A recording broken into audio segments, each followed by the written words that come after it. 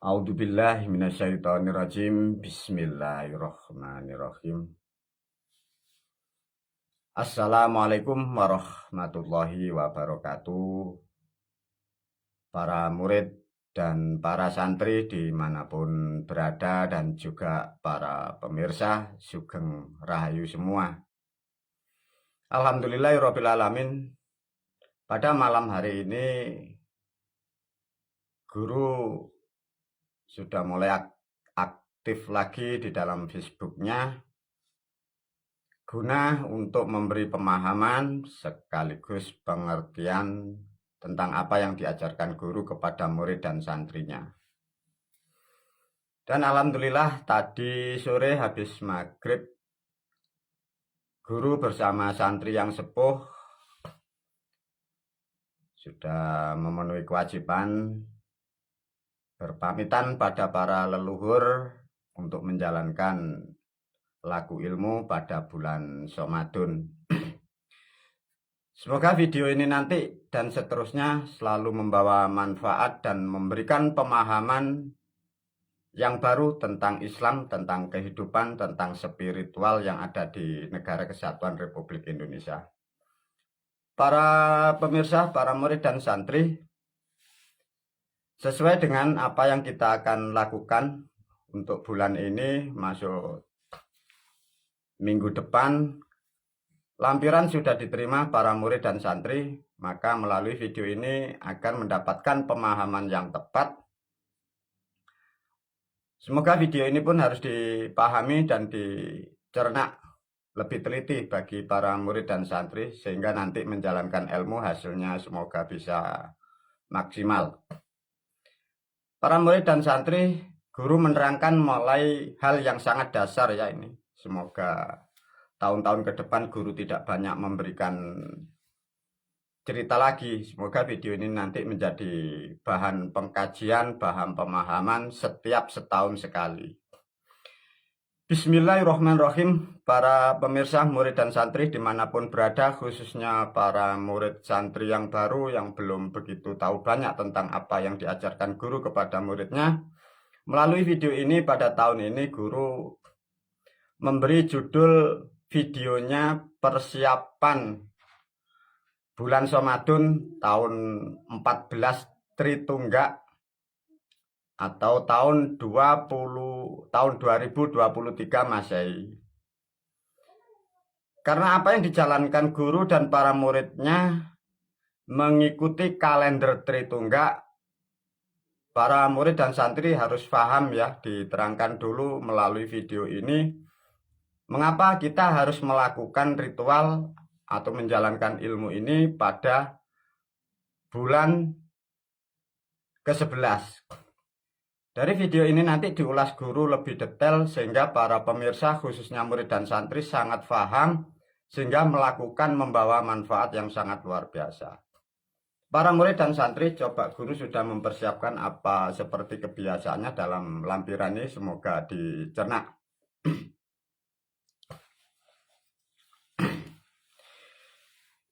Bismillah, alhamdulillah, semoga tidak menjadikan blur.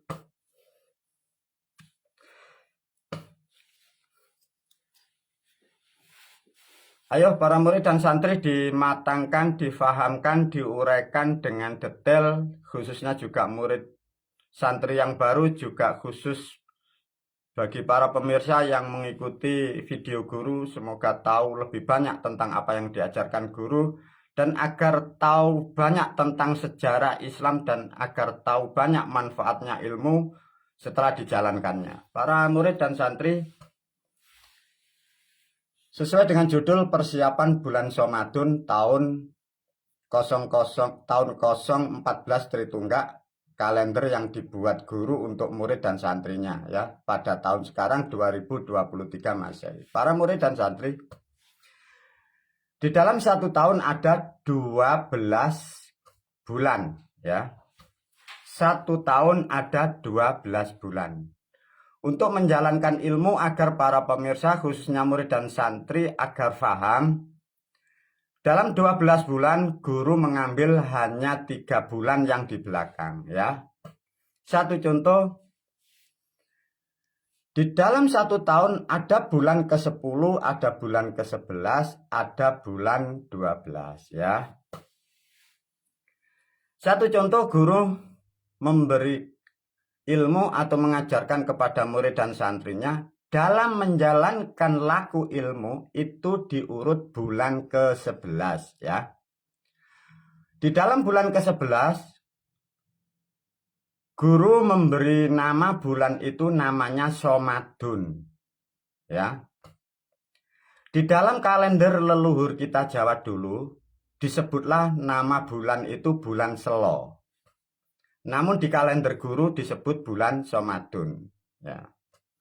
Satu contoh para murid dan santri, di dalam bulan ke-10, di dalam satu contoh agama kita yang lama, agama Islam, itu disebut bulan Syawal. Bulan Syawal dalam kalender Islam Jawa atau aboge dan dipakai kalender juga Islam Hijriah itu sama, bulan ke-10 diberi nama bulan Syawal. Yang dimaksud bulan ke-10 di dalam arti diibaratkan sebagai manusia semua yang ada di dunia. Kita Anda dinilai angka 1, maka di sini 1 dan 0 dinilai 1, artinya setiap manusia baru ada, mulai ada, maka disebut di sini Syawal atau Rujanuddin mempunyai makna kelahiran. Karena adanya kelahiran, leluhur kita dulu menyebutnya itu Riyoyo. Ada di budaya yang lain dari saudara-saudara kita ada yang menyebutnya itu Bodo. Di dalam kalender aboge yang lama dan di Hijriah pun juga namanya Syawal. Intinya sama maknanya. Namun dari kalender Tritungga diberilah nama oleh guru namanya Rujanuddin. Artinya sama. Cuma lebih mengena yang dimaksud Rujanuddin ini maknanya adalah berbahagia atau mendapat berkah. Rujanuddin. Rujanuddin makna yang tepat adalah surga dunia. Ya. Tatkala dalam ada satu angka 10 diibaratnya para murid dan santri ingin mendapatkan ilmu, ingin mendapatkan selamat di dunia wal akhirah, para murid dan santri mengikuti sistem apa yang diajarkan guru. Di dalam bulan ke-10 diibaratnya Anda baru lahir. Setiap manusia karena mempunyai harapan, mempunyai keinginan, mempunyai cita-cita. Nah, cita-cita itu diibaratkan menuju ke angka 12. Satu contoh, Anda di dalam angka 10, Anda baru lahir, Anda jadi manusia, Anda baru mempunyai cita-cita, ingin menuju ke 12. Di dalam kalender Jawa, kalender leluhur kita Jawa, maka di dalam angka 12 kalender yang terakhir, disebutlah kalender leluhur kita namanya kalender bulannya besar. Ya. Di dalam kalender Tritungga diberi nama guru bukan besar tapi kabirun. Apa maknanya guru? Diibaratkan setiap manusia mempunyai cita-cita agar cita-citanya berhasil, pikirannya agar lebih besar, agar berkembang, keluarganya berkembang, mental pikirannya berkembang, bahkan derajat pangkat dan hartanya agar berkembang. Maka di tengah-tengah di dalam bulan ke-11 manusia harus mempersiapkan alat, sarana, dan prasarana yang disebut ilmu. Artinya di dalam bulan ke-11 para murid dan santri diajarkan guru untuk mempersiapkan diri dengan ilmu dan caranya agar mampu menuju ke bulan 12, maknanya agar menjadi lebih besar.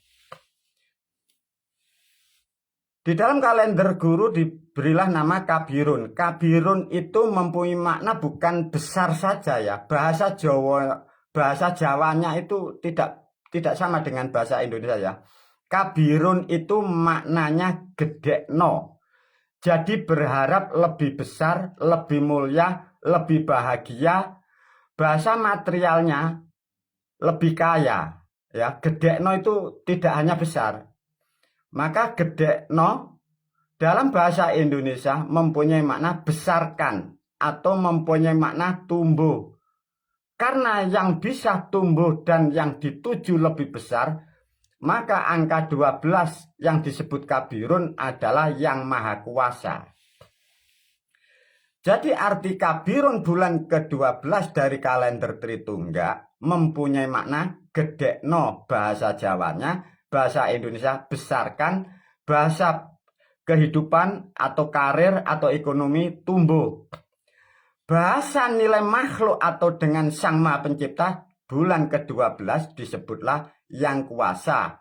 Maka dari kalender dari leluhur Jawa kita diberi nama bulan besar. Semoga sedikit memahamkan dengan seperti ini para murid dan santri faham. Untuk mencapai cita-cita agar menjadikan lebih besar ekonomi, kehidupan lebih nyaman, mental dan pikiran, jiwa dan hati kita lebih besar, maka manusia harus melakukan di dalam langkah ke-11 ini. Di dalam langkah ke-11 ini leluhur kita dulu mengajarkan namanya ini, ilmu selamat. Ya, ini dipahamkan ya para murid dan santri. Coba ini ya. Ilmu selamat ya. Sebelum ada agama kita Islam, leluhur kita dulu itu namanya ilmu selamat. Nah, ilmu selamat tata caranya sama seperti yang dilakukan umat beragama Islam itu. Maka dari video yang lain guru sudah menerangkan bahwa ilmu selamat itu ilmunya, kemasan agamanya dibentuk mempunyai bahasa baru, bahasa artinya Islam. Maka Islam itu artinya selamat. Dari leluhur kita namanya ilmu selamat. Yang dimaksud ilmu selamat, siapapun manusia yang menjalankan ilmu dan berharap selamat fid dunya wal akhirat, terutama selamat menuju cita-citanya, manusia itu harus menjalankan ilmunya. Untuk menjalankan ilmu, ini yang harus dipahamkan ya para murid dan santri, karena bagi murid santri yang baru, Anda sekarang mulai mengerti ya, menjalankan ilmu tidak sama dengan menjalankan agama ya. Untuk menjalankan ilmu itu ada syarat dan rukun.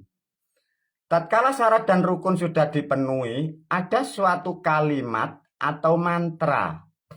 Ya, bukan doa, dipahamkan para murid dan santri. Maka para murid dan santri dibekali oleh guru dari lampiran yang Anda terima, itu kalimat atau mantra ya. Bukan doa, dipahamkan. Yang dibawa para murid dan santri, yang Anda bawa itu, yang dikasih guru, yang dibagikan, itu kalimat mantra, ya, bukan doa, beda. Mantra itu mengandung isi, mengandung daya. Kalau doa tidak ada isinya, tidak ada dayanya, beda. Maka guru berpesan hati-hati menggunakan mantra-mantra itu, ya. Tatkala manusia menjalankan ilmu berilah syarat dan rukun, harus memakai kalimat atau mantra. Dengan kalimat dan mantra itu pola pikir atau arah pikir dituntun sesuai kalimat yang diterima para murid dan santri di lampiran itu. Untuk menjalankan kalimat dan mantra yang dibawa murid dan santri, maka dibutuhkan sarana dan prasarana seperti yang sudah ditulis oleh guru di lampiran itu. Untuk menjalankan ilmu syarat dan rukun kalimat mantranya sudah dipahami, sarana dan prasarana sudah siapkan. Ini kadang manusia yang kadang tidak paham atau banyak manusia tidak mengerti bahwa melakukan ilmu itu membutuhkan ruang dan waktu. Tatkala manusia menjalankan ilmu atau mencapai cita-cita atau membentuk tujuan, tidak mengerti ruang dan waktu, maka rusaklah cita-cita itu, gagallah harapan itu. Mengapa guru? Karena setiap manusia mewujudkan sesuatu itu manusia interaksi dan dipengaruhi namanya ruang dan waktu. Ruang dan waktu leluhur kita dari Jawa dulu menyebutnya itulah yang disebut petung. Melihat hari yang tepat, bulan yang tepat, hari yang baik, bulan yang baik. Seperti apa yang diajarkan oleh guru, para murid dan santri. Mengapa para murid dan santri diajarkan untuk menjalankan ilmu pada bulan ke-11? Karena ini adalah salah satu syarat untuk menjalankan suatu ilmu agar cita-citanya, harapannya berhasil apa yang diinginkan bagi yang menjalankan ilmu. Itulah para murid, para santri dipahamkan sedikit tentang apa yang disebut menjalankan ilmu. Nah, itulah bedanya para murid dan santri yang baru ya. Kemarin Anda bertahun-tahun mengikuti sistem di sana-sana, menjalankan sesuatu ilmu tidak ada ruang dan waktu, tidak ada sarana. Dan yang Anda bawa itu tulisan doa. Sehingga apa yang Anda harapkan, mengapa berpuluh-puluh tahun satu pun tidak akan pernah berhasil dan satu pun tidak ada buktinya. Karena Anda sekarang paham bahwa yang Anda lakukan adalah halusinasi. Karena itu bukan mantra, karena itu hanya doa. Kalau mantra ini sesuatu ilmu atau bahasa atau kalimat yang membutuhkan sarana dan prasarana dan membutuhkan ruang dan waktu. Beda kalau doa, tidak melihat ruang dan waktu, dimanapun boleh berdoa. Di kolong jembatan boleh, kapanpun boleh. Di kolong tempat tidur boleh. Mengapa kok beda, guru? Ya karena doa. Doa itu tidak ada hubungan apapun. Dengan Tuhan pun tidak ada hubungan. Dengan orang lain pun tidak ada hubungan. Karena doa itu hanya suara yang tidak bermakna. Semoga apa yang diterangkan oleh guru ini membuka pemahaman baru, khususnya bagi para pemirsa. Selama ini jutaan manusia, bahkan ratusan tahun kalian terobsesi dengan doa-doa, berharap dan memohon. Sesungguhnya Anda adalah terjerumus karena tidak memahami, tidak bisa membedakan mana ilmu dan mana doa.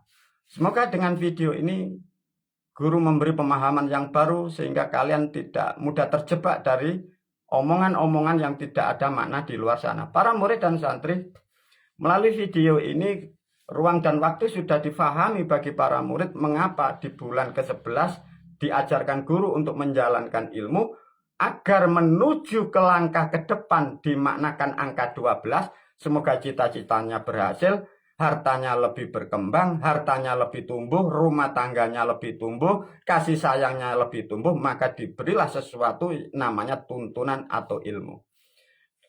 Untuk menggenapi ilmu, di dalam bulan Ramadan, guru mengajarkan yang disebut namanya lakadrin ya. Lakadrin karena bahasa umumnya sekarang zakat fitrah, maka guru sering pun juga memakai zakat fitrah. Sama sebenarnya zakat fitrah itu pun juga bahasa Jawa kuno karena tidak ada yang mengerti. Di video yang lain sudah diterangkan. Coba ini diberi pemahaman sedikit. Para murid dan santri, sebelum menjalankan ilmu yang diajarkan guru, sebagai murid dan santri harus menjalankan atau melakukan namanya lakadrin atau zakat fitrah yang kemarin sudah Anda lakukan semua, dan zakatnya alhamdulillah sudah selesai dibagi kepada masyarakat. Syarat dan rukunnya sudah sesuai apa yang dibutuhkan oleh ilmu itu. Untuk memahami bahasa, guru menerangkan karena lakadrin maknanya banyak. Di video yang lain sudah diterangkan. Guru tetap mengajarkan, menerangkan melalui video ini. Lakadrin itu, laka itu sebenarnya dari bahasa laku ya. Laka itu dari bahasa laku. Laku beda dengan melaku ya. Dipahamkan para murid dan santri. Kalau melaku itu berjalan, itu tubuhnya atau raganya, itu namanya melaku atau berjalan. Kalau laku itu namanya menjalankan.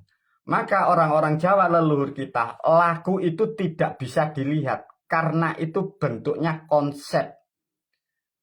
Ya, dipahamkan. Laku tidak sama dengan melaku. Karena laku ini adalah konsep atau mindset. Ya. Lakadrin, drin itu maknanya kuat atau mampu. Ya. Drin ini sama dengan kata itu dur atau dir. Maknanya kuat atau mampu. Ya kodir, yang maha kuat, yang maha mampu. Nah, paham ya? Jadi lakadrin dengan syarat yang disebut zakat fitrah agar kita mampu menjalankan ujian di dalam menjalankan ilmu di bulan Ramadan. Tatkala ujian yang kita terima nanti selesai dan kita lulus, cita-cita kita nanti sesuai apa yang Anda harapkan. Paling tidak Anda kehidupan kesehatanmu lebih berkembang, kesehatanmu kuat, dan ekonomimu akan tumbuh. Namun guru melalui video ini berpesan hati-hati untuk menjalankan ilmu. Di situ nanti pasti adanya sesuatu yang disebut bagi bahasa umum adalah ujian. Untuk menerangkan zakat melalui video ini diterangkan ya, lakadrin zakat fitrah sebagai alat penopang untuk menjalankan ilmunya agar mampu untuk menjalankan menuju cita-citanya dikabulkan atau pertumbuhan terutama ekonomi. Di dalam zakat B ada bahasa syukur diulas oleh guru. Para murid, para santri, tentang zakat yang diajarkan guru beda ukuran dan caranya dari agama yang di luar sana atau agama kita yang lama dulu atau agama yang jadul kemarin ya. Alhamdulillah agama jadul sudah kita tinggalkan, kita membuat agama yang agak semi otomatis ya. Yang jadul sudah kita tinggalkan. Satu contoh tentang kata zakat, guru menerangkan pentingnya zakat ya. Zakat adalah terikat dengan unsur bumi. Di dalam bumi ada para dewanya. Artinya zakat fitrah identitasnya identik berhubungan dengan dewa bumi, maka di situ dengan apa yang dikonsumsi manusia. Karena di situ ada beras, maka beras sebagai syarat atau alat untuk mewujudkan bentuk terima kasih kita kepada dewa bumi. Artinya dengan lakadrin kita mengatakan secara manusia bahwa terima kasih kita kepada dewa bumi. Pentingnya di situ. Pertanyaannya, bagaimana guru kalau sebagai manusia atau agama apapun tidak berzakat? Bagaimana para murid dan santri? Bagaimana kalau manusia itu di dunia tidak memakai zakat? Apa jawabannya? Sesungguhnya manusia di dunia mau melakukan apapun Tuhan tidak akan pernah melarang. Tapi bila manusia tidak melakukan apapun dan Anda tidak akan pernah mendapat apapun, Tuhan pun juga tidak memberikannya. Ini yang harus dipahamkan ya.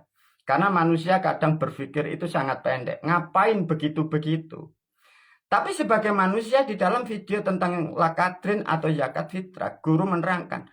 Karena zakat ini adalah bentuk terima kasih kita kepada dewa bumi. Karena kita ini dipinjami raga. Ini yang dipahami ya para murid dan santri. Raga kita ini bukan milik siapa-siapa. Ketahuilah itu dipinjamin. Dipinjamin kita ini. Kalau kita hanya untuk terima kasih tentang zakat tidak mau. Bagaimana kalau sebagian unsur raga manusia itu diminta bumi? Bagaimana para murid dan santri? Manusia karena tidak mempunyai pemikiran, manusia mungkin karena kikir atau bodoh, diajarkan sesuatu hal yang istimewa tidak mau karena pertimbangan macam-macam. Padahal dia tidak sadar bahwa raga yang kalian pakai adalah bukan milikmu, ada yang punya. Lantas diajarkan dengan kata syukur tidak mau. Bagaimana kalau sebagian raga dari manusia itu diambil dari dewa bumi? Bagaimana cara mengambilnya guru? Pernah mengetahui, pernah berpikir, pernah melihat bagaimana di jalan sana? Kalau toh manusia itu tangannya putus, kena musibah, kecelakaan, kakinya patah, organ tubuhnya rusak. Nah itulah contoh-contoh tatkala manusia itu tidak bisa bersyukur kepada yang memberinya. Maka melalui video ini guru sangat mementingkan dan sangat menganjurkan, bahkan guru bisa mewajibkan. lakukan apa yang aku ajarkan, karena itu membawa hal yang sangat bermanfaat kepada kehidupanmu, terutama tentang raga. Dan kapan zakat itu dimulai, Guru? Sejak manusia itu lahir turun di bumi, artinya sejak bayi sampai kapanpun, selama manusia itu punya raga, itu mempunyai wajib terima kasih kepada Dewa Bumi. Untuk menerangkan ruang dan waktu sudah diajarkan guru di bulan ke-11, namanya bulan Somatun. Para murid dan santri kembali lagi untuk memberi pemahaman bagi pemikiran manusia yang kurang cerdas atau manusia yang tidak mengerti spiritual. Bagaimana kalau manusia itu tidak mau berzakat, tidak mau begitu? Di dalam ilmu zakat lakadrin sudah diterangkan bahwa ini adalah alat dan media, satu sebagai penopang, sebagai kekuatan untuk menghantar cita-cita kita. Lakadrin nomor 2 ada bahasa yang dibentuk bentuk syukur kita sebagai manusia. Mengapa guru kita harus lakadrin? Pahami para murid dan santri, guru mengajarkan kepada murid dan santri, mengapa Anda diajarkan guru seperti ini? Sesungguhnya Anda adalah manusia. Dan seluruh dunia, hanya bangsa manusia itu yang bisa bersyukur. Selain bangsa manusia tidak akan pernah bisa bersyukur. Artinya bisa disimpulkan siapapun yang di dunia tidak bisa bersyukur dan tidak mau bersyukur, meskipun bentuk raga manusia, sesungguhnya dia adalah bukan bangsa manusia. Permasalahannya di mana para murid dan santri? Tatkala raganya ini raga bentuk manusia, tapi perilakunya bukan manusia. Tatkala raga dan isi tidak sama, artinya manusia itu tak akan pernah menemukan keselamatan, manusia itu tidak akan menerima kedamaian, manusia itu tidak akan pernah menerima keberkahan. Mengapa, guru? Karena tubuhnya manusia, tapi pola pikir dan perilakunya tidak bisa bersyukur. Karena yang bisa bersyukur adalah bangsa manusia. Bersyukurlah para murid dan santri, kalian yang bisa melakukan dengan syukur yang benar, meskipun dengan terpaksa, meskipun dengan sakit, meskipun dengan berat, tapi Anda mampu melakukan bentuk syukur. Sesungguhnya itulah Anda menetapkan dirimu sebagai bangsa manusia. Dan sesungguhnya yang bisa masuk surga dan yang bisa mendapat kemuliaan, dan itulah yang disebut bangsa manusia. Manusia yang bisa memanusiakan dirinya, manusia yang bisa memuliakan sifat-sifat kemanusiaan. Itulah hamba-hamba yang mendapat petunjuk di dunia sampai di alam akhirat. Wabillahi taufiq wal hidayah wa ridha wal inayah. Assalamualaikum warahmatullahi wabarakatuh.